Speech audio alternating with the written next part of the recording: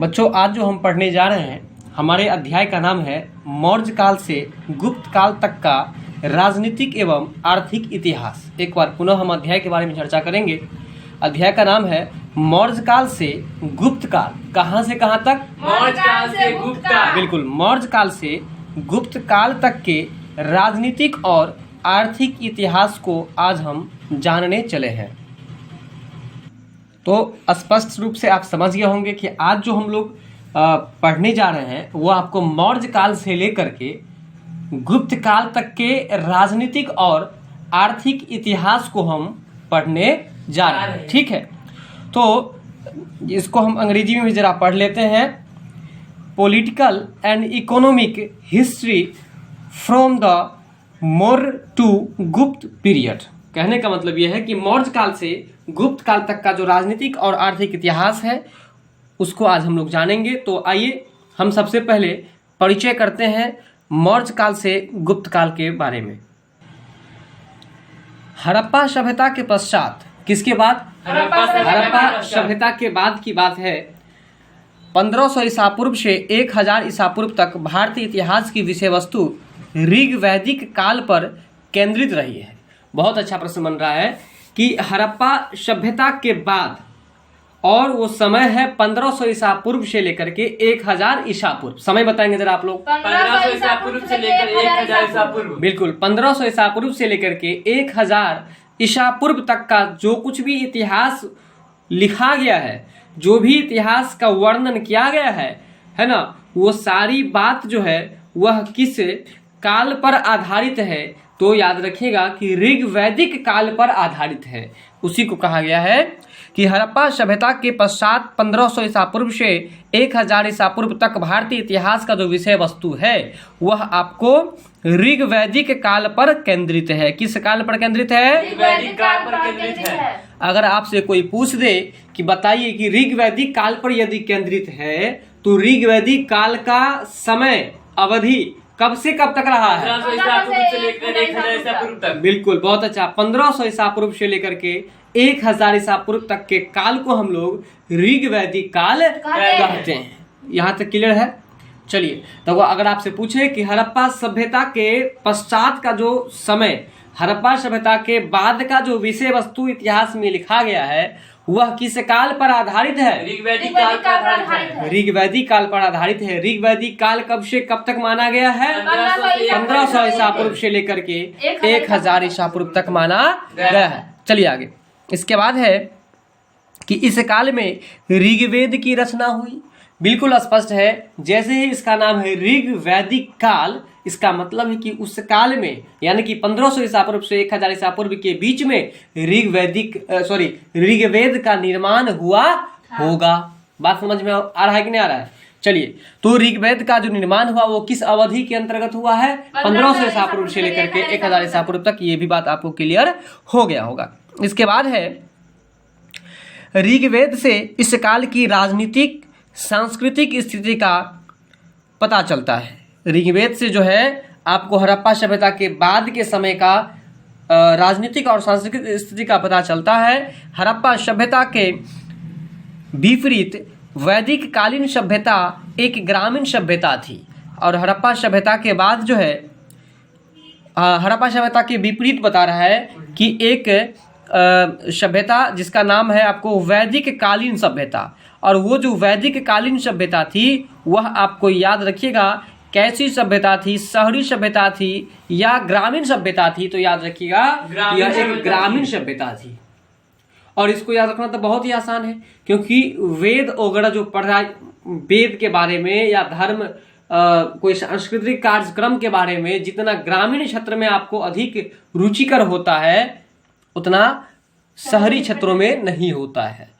ठीक है ना? तो इसलिए याद रखिएगा कि वैदिक कालीन सभ्यता कैसी सभ्यता थी?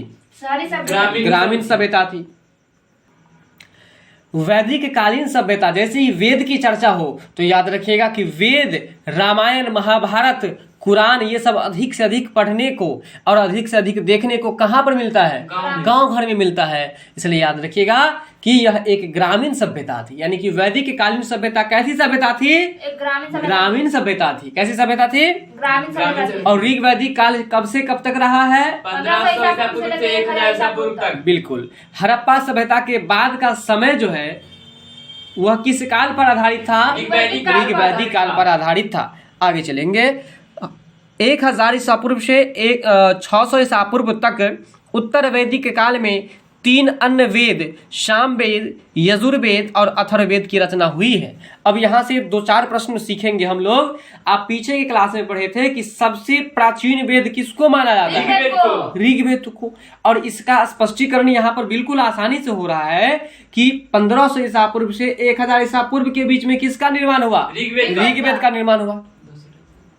लेकिन वहीं ऋग्वेद के अलावा कितना वेद बच गया?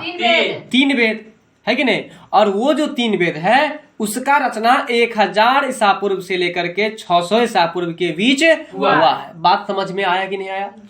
अगर आपसे पूछ दे कि बताइए वेद की रचना ऋग्वेद काल में हुई या उत्तर वैदिक काल में हुई? उत्तर वैदिक काल में। तो आप बोलेंगे कि वेद की रचना ऋग्वेद काल में भी हुई है और उत्तर वैदिक काल में भी हुई है। बात समझ में आ रहा है? तो यहाँ पर आप लोग जरा मिस्टेक कर रहे हैं, ध्यान से सुनिए। वेद की रचना ऋग्वेद काल में भी और उत्तर वैदिक काल में भी। ऋग्वेद काल में केवल ऋग्वेद की रचना हुई है, जबकि उत्तर वैदिक काल में जो है आपको यानी कि 1000 से लेकर के 600 ईसा पूर्व के बीच में 3 वेदों की रचना हुई है। और वो 3 वेद कौन कौन से हैं? तो सामवेद है, यजुर्वेद है और अथर्ववेद है। देखिए यहाँ पर अथर्ववेद सबसे अंत में है, तो इससे आप याद रखिएगा कि सबसे बाद का वेद कौन सा है? अथर्ववेद। और सबसे पहला वेद कौन सा है? सबसे पुराना वेद कौन सा है? ऋग्वेद ही होगा। अगर आपसे पूछे कि वेद की रचना किस काल में हुई, तो आप बोलिए ऋग्वेदिक काल में हुई, उत्तर वैदिक काल में भी हुई। ऋग्वेदिक कालीन 1500 से 1000 ईसा पूर्व और उत्तर वैदिक कालीन 1000 से लेकर के 600 ईसा पूर्व। अगर आपसे पूछ दे कि 3 वेद की रचना किस काल में हुई है? 1000 ईसा पूर्व से लेकर के 600 ईसा पूर्व, जो कि उत्तर वैदिक काल के नाम से जाना गया। याद रखिएगा ना?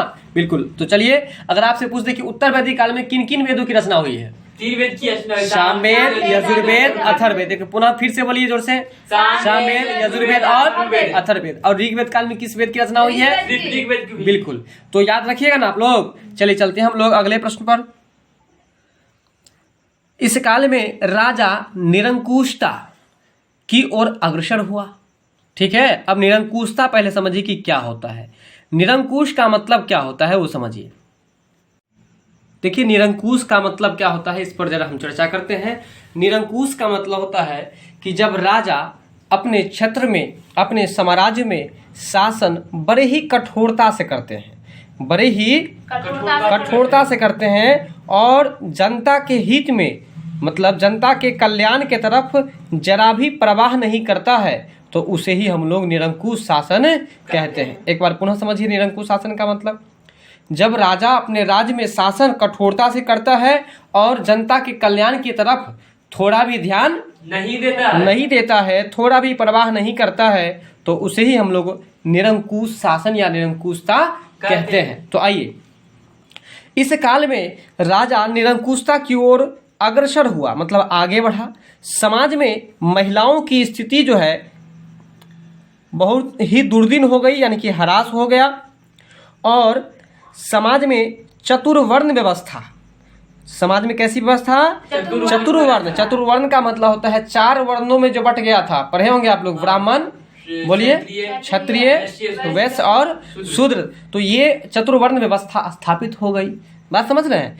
फिर लिखा है कि 600 ईसा पूर्व में भारत में बौद्ध और जैन धार्मिक आंदोलन का सूत्रपात हुआ है। यानी कि 600 ईसा पूर्व में अगर आपसे प्रश्न पूछे कि बौद्ध और जैन धर्मों का जो सूत्रपात हुआ, सूत्रपात होने का मतलब एक तरह से प्रारंभ होना, आरंभ होना, शुरुआत होना। ठीक है, तो वह आपको किस शताब्दी से, किस 6ठी सदी या शताब्दी ईसा पूर्व से, किस शताब्दी ईसा पूर्व से? बिल्कुल, यानी कि 600 ईसा पूर्व में बौद्ध धर्म और जैन धर्म दोनों का सूत्रपात हुआ था। बात समझ में आ रहा है? और वैदिक काल में क्या हुआ था? वैदिक काल में वैदिक काल में जो है आपको समाज कितने भागों में बट गया था? 4 भागों में। कितने भागों में बट गया था? 4 भागों में बट गया था। आइए, इसी दौरान 16 महाजन पद अस्तित्व में भी आया और इसी के दौरान जो है आप ये भी प्रश्न पढ़े होंगे कि महाजन पद का उदय किस शताब्दी में हुआ? ईसा पूर्व में हुआ है। तो 6ठी शताब्दी ईसा पूर्व में हुआ है। कब? 6ठी शताब्दी ईसा पूर्व में। कब? 6ठी शताब्दी ईसा पूर्व में। बिल्कुल। इसके बाद है कि इन कुछ जनपदों में राजतंत्र और कुछ जनपदों में गणतंत्र का अस्तित्व था। कहने का मतलब यह है कि 6ठी शताब्दी ईसा पूर्व में क्या हुआ कि आपको जो है सो 16 महाजन पद के रूप में बट गया। 16 को गणराज्य जो है, 16 को क्षेत्र जो है आपको 16 महाजन पद के नाम से जाना जाने लगा। और किसी जनपद में राजतंत्र शासन था तो किसी जनपद में जो है आपको गणतंत्र शासन था। राजतंत्र का मतलब होता है जहां पर राजा का हक चलता था, राजा का अधिकार चलता था। और गणतंत्र का मतलब जहां पर जनता के द्वारा शासन, जनता के हित में शासन होता था, उसे हम लोग गणतंत्र शासन कहते थे। बात समझ में आ रहा है? बहुत ही अच्छा है। ये महाजन पद के बारे में अच्छा से समझ लीजिए, परीक्षा में रहना एकदम बिल्कुल तय रहता है। तो देखिए, कहता है कि कुछ जनपदों में जो है राजतंत्र शासन तो कुछ जनपदों में गणतंत्र शासन। बिल्कुल। तो वो उसका अस्तित्व था। इसमें मगध महाजन पद जो था वो आपको अत्यधिक शक्तिशाली और प्रमुखता प्राप्त था। इसके बारे में विशेष कंसेप्ट आपको हम बता रहे हैं, समझिएगा। 16 महाजन पद में मगध महाजन पद जो था वो अत्यधिक शक्तिशाली माना जाता था। और जानते हैं इसको अत्यधिक शक्तिशाली बनने का कारण क्या था? इसको अधिक शक्तिशाली बनने का कारण यह था कि मगध के क्षेत्र में गंगा का क्षेत्र पाया जाता था। कौन सा क्षेत्र? गंगा का क्षेत्र। और ऐसा माना जाता है कि गंगा का जो क्षेत्र होता है वह आपको खेती बाड़ी के लिए, कृषि करने के लिए बहुत ही उपजाऊ माना जाता है। तो बहुत ही उपजाऊ होने के कारण से मगध के किसान कैसे होंगे? सुखी संपन्न होंगे। मगध में अच्छी फसल होगी और जब अच्छी फसल होगी तो वह व्यापार करेगा, व्यापार करेगा तो उसकी आर्थिक स्थिति अच्छी हो जाएगी। बात समझ में आ रहा है कि नहीं आ रहा है? और साथ में मगध में आपको विशेष रूप से बहुत बड़ा जंगल भी पाया जाता था और उस जंगल में आपको हाथी भी पाया जाता था। और उस हाथी पाए जाने के कारण से हाथी को लेकर के हाथ सवार होकर के मतलब युद्ध करने में सुविधा होता था मगध के राजा को। इसीलिए जो है सो आपको मगध को सबसे शक्तिशाली माना गया है। इसका एक और भी कारण था कि मगध के क्षेत्र में लोहे की खान भी प्राप्त हुई थी और जिसके कारण से वहाँ के लोग खुरपी, तलवार, ग्रासा, बहुत सारा भाला, बर्छी ये सब बना करके जो है सो दूसरे जगह पर शेयर करता था, बांटता था। तो जब बांटा तो उसकी आर्थिक स्थिति अच्छी होगी कि नहीं होगी? इसलिए याद रखिएगा कि 16 महाजन पदों का उदय 6ठी शताब्दी ईसा पूर्व में हुआ है। लेकिन इसमें सबसे शक्तिशाली और सबसे प्रमुख कौन था? मगध था। कौन था? मगध था। याद रखिएगा। मगध के बारे में विशेष रूप से फिर हम आगे ही पढ़ेंगे। अभी तक के लिए बस इतना ही कॉन्सेप्ट है। आगे चलिए। फिर 300 ईसा पूर्व यही मौर्य साम्राज्य स्थापित हुआ था। 300 ईसा पूर्व यही मौर्य साम्राज्य स्थापित हुआ था। मौर्य साम्राज्य से गुप्त साम्राज्य तक के राजनीतिक एवं आर्थिक इतिहास का विस्तृत विवेचना हम इस अध्याय में प्रस्तुत करेंगे। बात यहाँ तक समझ में आया? इससे आगे अब हम लोग अगले क्लास में अध्ययन करेंगे। तब तक के लिए धन्यवाद। वीडियो अच्छी लगे हो तो लाइक, शेयर, सब्सक्राइब करना नहीं भूलिएगा।